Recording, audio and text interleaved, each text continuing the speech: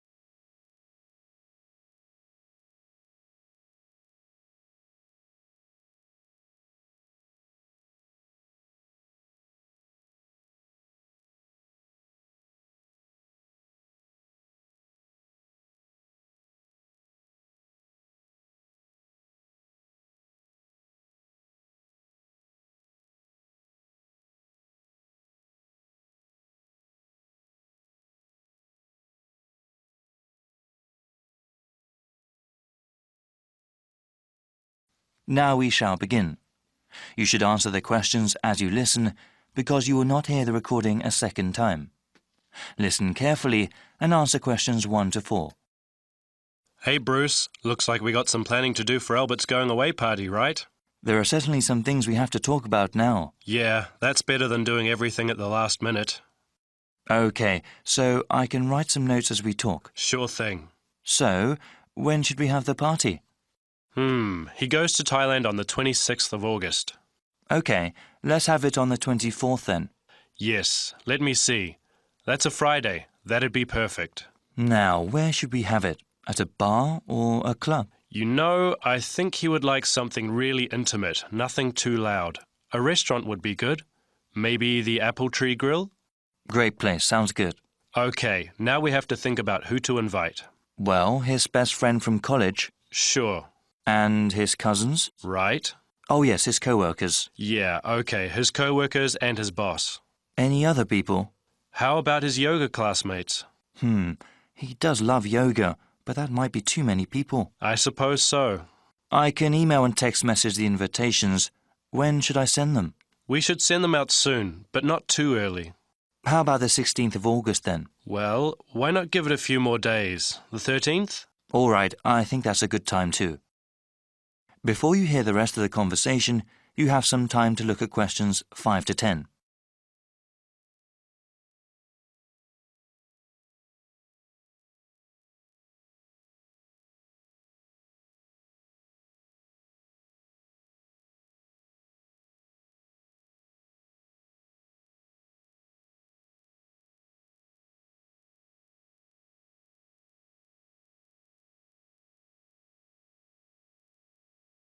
Now listen and answer questions 5 to 10.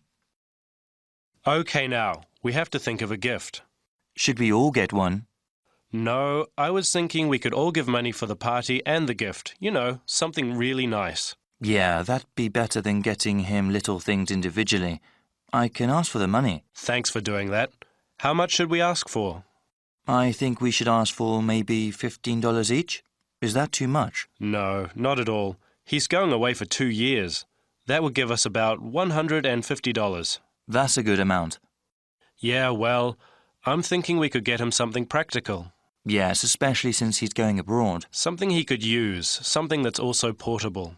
We could get him an article of clothing, perhaps, or maybe even a pair of shoes. Shoes are nice, but they might wear out easily, especially where he's going. Maybe a book light? A what? Yeah, he loves to read, and a book light would be very convenient when he travels. OK, that's one good gift idea. Did you write that down? Yep. Now, we need to think about reservations at the restaurant. Well, we should get their big banquet room, yeah? Yes, definitely. Should we ask the restaurant to prepare a buffet? Isn't that expensive? No, I don't think it is.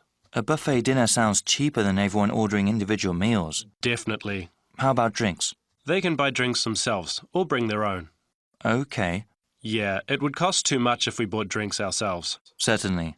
We have to ask someone to bring an MP3 player. The restaurant has speakers and we can hook it up for music. Sounds good. Actually, there is one more thing that I thought we should do since Albert is leaving for such a long time. What were you thinking of? Maybe we could have a slideshow of all the fun times we've had. That'll take a little bit of work, but I think it's a great idea. Actually, in the invitation, can you ask for some photos people have of him? Yeah, definitely. I can scan them or people can send me digital photos they have.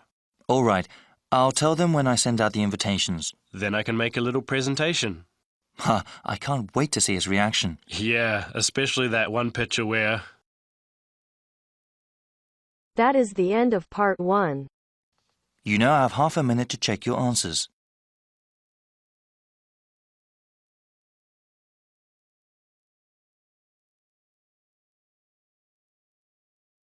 Now turns to part 2.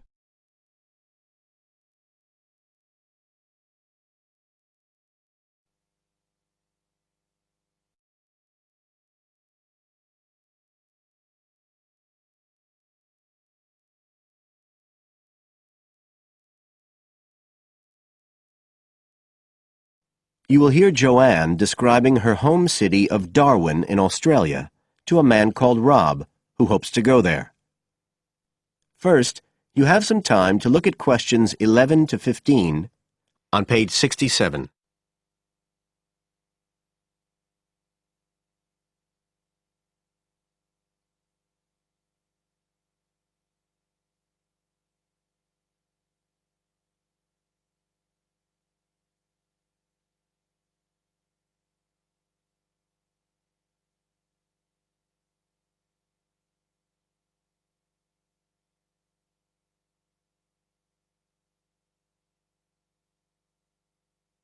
Now listen carefully and answer questions 11 to 15. Joanne? Hi, you must be Rob. Nice to meet you. So, I hear you're planning to visit Australia. Yeah, and I really wanted to talk to you because I was thinking of spending some time in Darwin, and my sister told me you're from there. That's right. So, tell me about it. Well, where shall I start? Well, Darwin's in what they call the top end because it's right up at the northern end of Australia, and it's quite different from the rest of Australia in terms of cultural influences. In fact, it's nearer to Jakarta in Indonesia than it is to Sydney, so you get a very strong Asian influence there. That means we get lots of tourists. People from other parts of Australia are attracted by this sort of international cosmopolitan image. And as well as that, we've got the same laid-back atmosphere you get all over Australia, probably more so, if anything, because of the climate. But what a lot of the tourists don't realise until they get there is that the city's also got a very young population. The average age is just 29, and this makes the whole place very buzzy. Some people think that there might not be that much going on as far as art and music and dancing and so on are concerned because it's so remote. I mean, we don't really get things like theatre and opera in the same way as cities down in the south, like Sydney, for example, because of the transport expenses. But in fact, what happens is that we just do it ourselves. Lots of people play music, classical as well as pop, and there are things like artists groups and writers groups and dance classes. Everyone does something. We don't just sit and watch other people. You said it's very international? Yeah, they say there's over 70 different nationalities in Darwin. For instance, there's been a Chinese population there for over 100 years. We've even got a Chinese temple. It was built way back in 1887, but when a very bad storm, a cyclone in fact, hit Darwin in the 1970s, it was almost completely destroyed.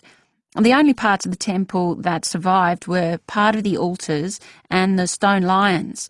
But after the storm, they reconstructed it using modern materials. It's still used as a religious centre today, but it's open to tourists too, and it's definitely worth going to see it. Oh, and as far as getting around goes, you'll see places that advertise bicycles for hire, but I wouldn't recommend it. A lot of the year it's just so hot and humid. Some tourists think it'll be fine because there's not much in the way of hills and the traffic's quite light compared with some places, but believe me, you're better off with public transport. It's fine and not expensive. Or you can hire a car, but it's not really worth it. What's the swimming like? Well, there are some good beaches, but the trouble is that there's this nasty creature called the box jellyfish, and if it stings you, you're in bad trouble. So you have to be very careful most of the year, especially in the winter months. You can wear a lycra suit to cover your arms and legs, but I wouldn't like to risk it even so, personally. And there are the saltwater crocodiles too. I mean, I don't want to put you off. There are protected swimming areas netted off where you'll be safe from jellyfish and crocs, or there are the public swimming pools. They're fine, of course. You now have some time to look at questions 16 to 20 on page 68.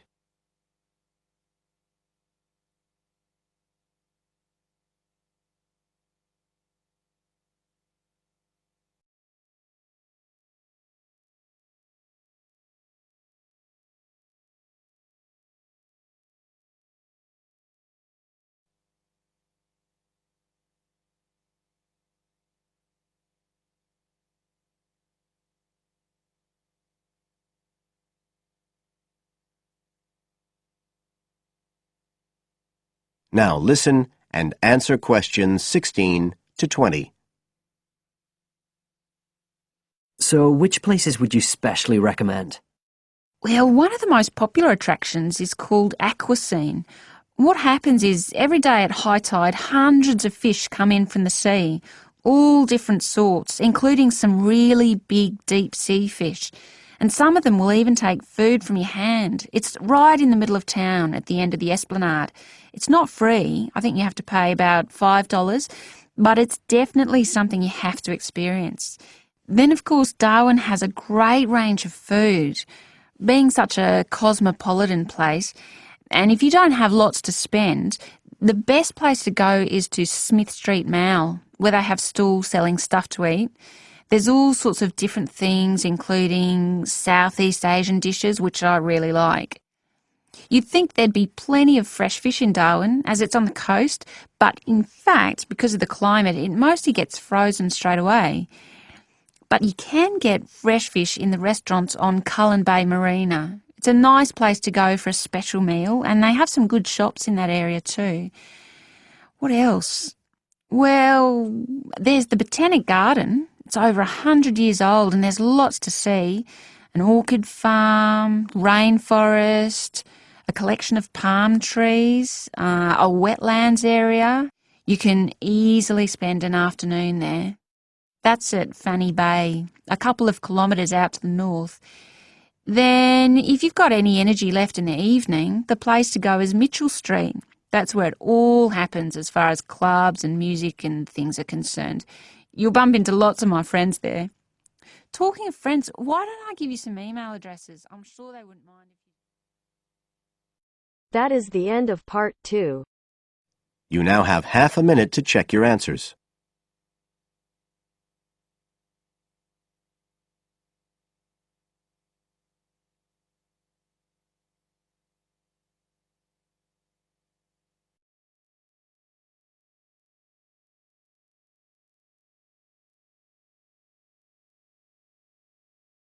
Now turns to part 3.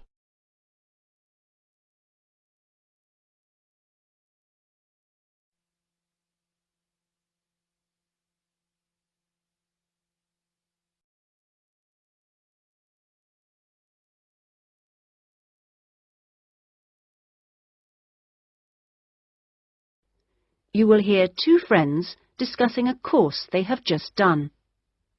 First, you have some time to look at questions 21 to 27.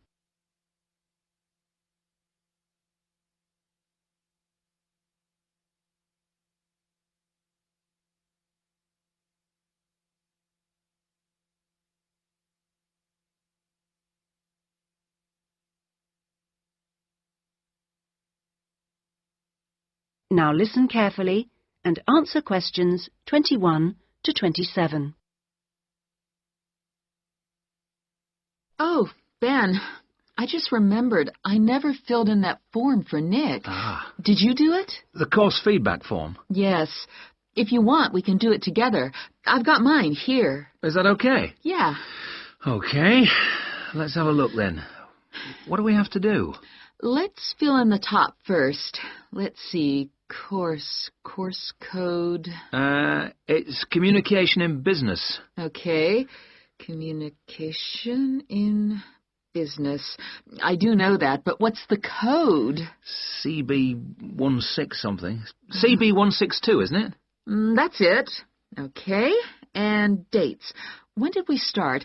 I remember my birthday's on May 4th, and it was the day after. It must have been May 5th. Gosh, doesn't seem that long ago, does it? No.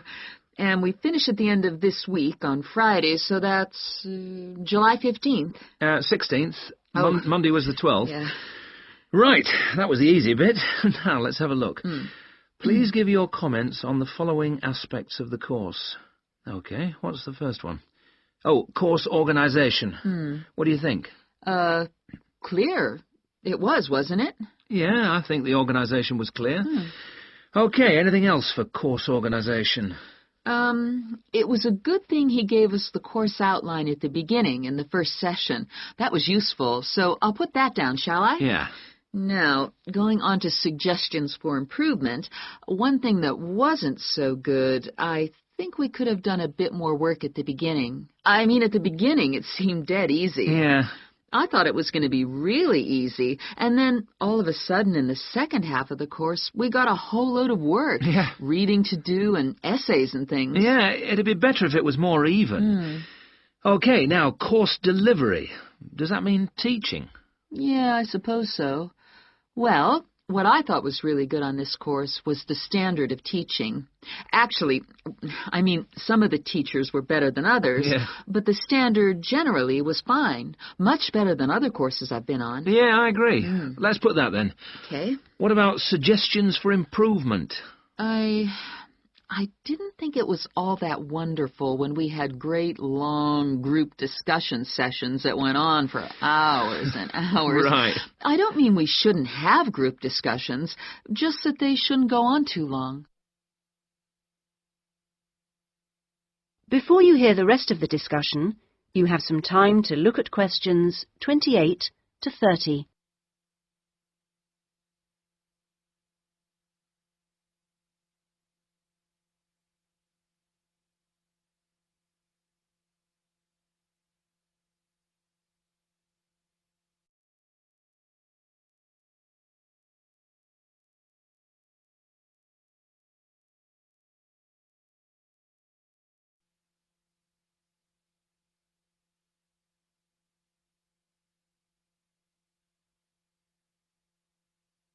Now listen and answer questions 28 to 30.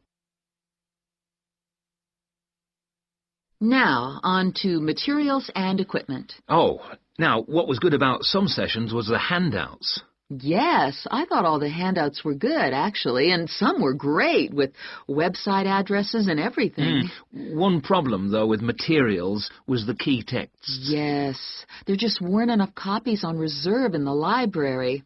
And if you can't get the key text before the session, how are you supposed to do the reading? Yeah. And not enough computers. You have to wait ages to get one. Okay, testing and evaluation. Well, I don't know. It's hard to say until we've got our written assignments back. Oh, don't talk about it. I only got mine in yesterday. It was a real struggle. Oh, I hate to think what mark I'll get. Yeah, but at least we've done the oral presentation. I thought that was good, the way I got my feedback really quickly. Yes, it was. And I liked the way we knew what would be evaluated on. We knew the criteria, so we knew we had to think about clarity, organization, and so on. Yeah, but I'm not so sure about the written work. One thing, I think, is that there's just too much. It's really stressful. Oh, yes, I'd agree. And I don't see why they can't let us know the criteria they use for marking. The written assignments, but he told us. No, for the final exams. Oh. What are they looking for? What are the criteria? What makes a pass or a fail? Yeah, I never thought of that. It'd be really useful. Okay, any other comments? I thought student support was excellent. Yeah, me too. Okay, excellent. Other comments? No, I can't think of anything else. Nor me. Okay, so that's done. Thanks, Ben. No, Thank you. That is the end of part 3. You now have half a minute to check your answers.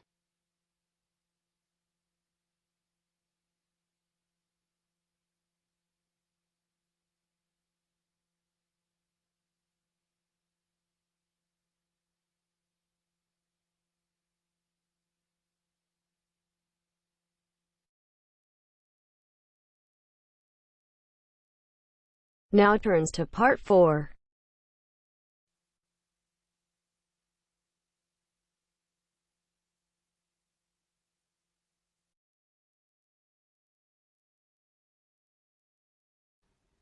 You will hear a presentation given by a sports science student on her project on left and right-handedness in sport. First, you have some time to look at questions 31 to 40.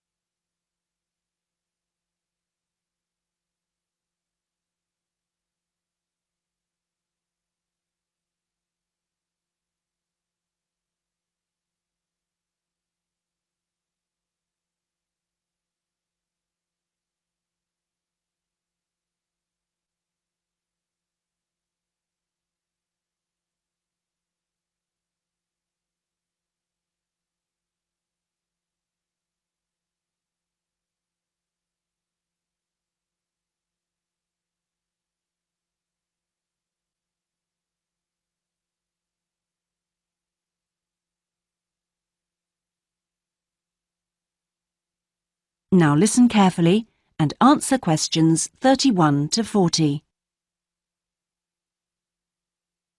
My topic is handedness, whether in different sports it is better to be left or right-sided, or whether a more balanced approach is more successful. I'm left-handed myself, and I actually didn't see any relevance to my own life when I happened to start reading an article by a sports psychologist called Peter Matthews. He spent the first part of the article talking about handedness in music instead of sport, which I have to say almost put me off from reading further. But what I soon became struck by was the sheer volume of both observation and investigation he had done in many different sports, and I felt persuaded that what he had to say would be of real interest. I think Matthew's findings will be beneficial, not so much in helping sports people to work on their weaker side, but more that they can help them identify the most suitable strategies to use in a given game. Although most trainers know how important handedness is, at present they are rather reluctant to make use of the insights scientists like Matthews can give, which I think is rather short-sighted, because focusing on individual flexibility is only part of the story. Anyway, back to the article. Matthews found a German study which looked at what he called mixed-handedness, that is, the capacity to use both left and right hands equally. It looked at mixed-handedness in 40 musicians on a variety of instruments. Researchers examined a number of variables. For example, type of instrument played, regularity of practice undertaken, and length of time playing instrument, and found the following. Keyboard players had high levels of mixed-handedness, whereas string players like cellists and violinists strongly favored one hand. Also, those who started younger were more mixed-handed. Matthews also reports studies of handedness in apes. Apes get a large proportion of fishing ants from anthills. The studies show that apes, like humans, show handedness, though for them right and left-handedness is about equal, whereas about 85% of humans are right-handed. Studies showed that apes consistently using the same hand fished out 30% more ants than those varying between the two. Matthew started researching several different sports and found different types of handedness in each. By the way, he uses handedness to refer to the dominant side for feet and eyes as well as hands. Anyway, his team measured the hand, feet, and eyes of 2,611 players and found that there were really three main types of laterality. Mixed, you work equally well on both sides, both hand and eye. Single, you tend to favor one side, but both hand and eye favor the same side. And crossed laterality, a player's hands and eyes favor only one side, but they are opposite sides. Let's start with hockey. Matthews found that it was best to be mixed-handed. This is because a hockey stick must be deployed in two directions. It would be a drawback to have hand or eye favoring one side. An interesting finding is that mixed-handed hockey players were significantly more confident than their single-handed counterparts. Things are slightly different in racket sports like tennis. Here, the important thing is to have the dominant hand and eye on the one side. This means that there is a bigger area of vision on most of the action occurs. If a player is cross-lateral, the racket is invisible from the dominant eye for much of the swing. It means that they can only make corrections much later, and often the damage has been done by then. And moving to a rather different type of sport, which involves large but precise movements, gymnastics. It's been found that cross-hand-eye favoring is best. The predominant reason for this is because it aids balance, which is, of course, absolutely central to performance in this sport. That is the end of part 4. You now have half a minute to check your answers.